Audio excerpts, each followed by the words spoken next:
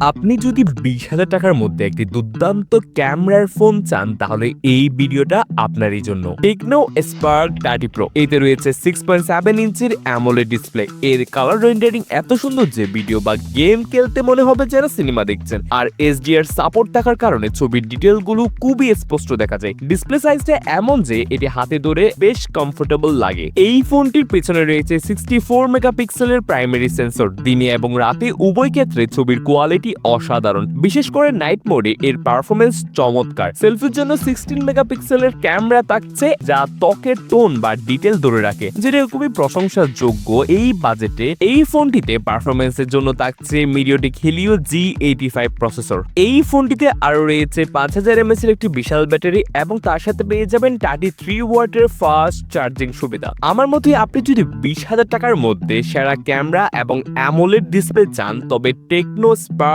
30 pro আপনার জন্য আদর্শ। এটি আপনাকে প্রিমিয়াম ফোনের অভিজ্ঞতা দিবে, কিন্তু একেবারে বাজেটের মধ্যেই। আপনার কি মনে হয় আমাদের কমেন্টে জানাতে পারেন এবং আমাদের সাবস্ক্রাইব বা ফলো করে রাখতে পারেন। আপনি চাইলে এই ফোনটি আমাদের কাছে অনলাইনে অর্ডার করতে পারেন।